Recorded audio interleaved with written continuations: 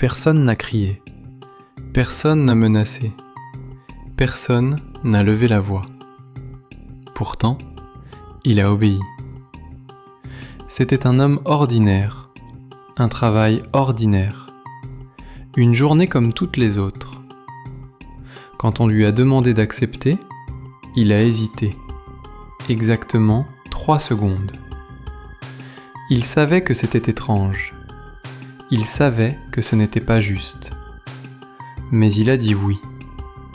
Pas parce qu'il était faible, pas parce qu'il était stupide, mais parce que tout semblait normal. La pièce était calme, la demande était formulée poliment, et surtout, personne d'autre ne semblait choqué. Alors il s'est dit, si tout le monde accepte, c'est que ça doit être normal. Ce qu'il ne savait pas, c'est qu'à cet instant précis, quelque chose venait de se déclencher dans son esprit. Quelque chose d'ancien, de silencieux, de dangereux. Ce mécanisme agit tous les jours, sur des millions de personnes, et la plupart ne s'en rendent jamais compte. La plupart des gens pensent être libres. Ils pensent décider par eux-mêmes, choisir consciemment.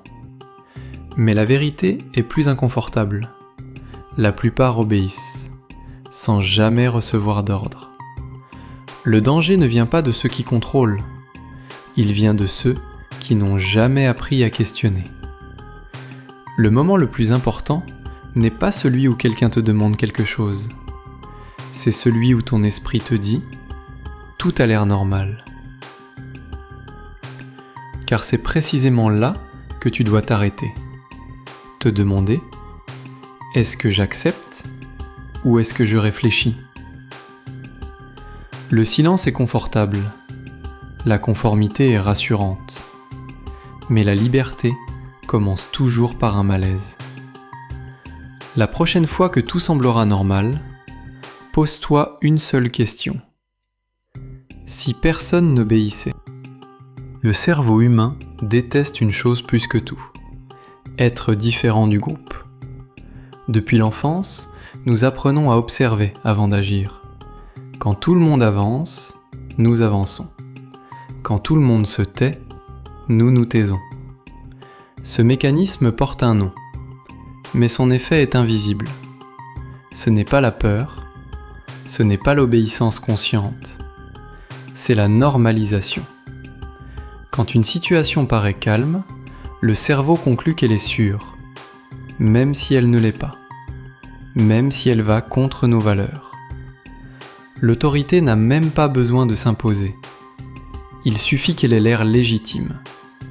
Une voix posée, un lieu sérieux, un cadre rassurant. Et le cerveau se met en mode automatique. Si personne ne réagit, alors je n'ai pas besoin de réagir. C'est ainsi que des gens ordinaires font des choses extraordinaires, sans jamais se poser de questions. Le plus troublant, ce n'est pas que ça fonctionne, c'est que ça fonctionne sur presque tout le monde.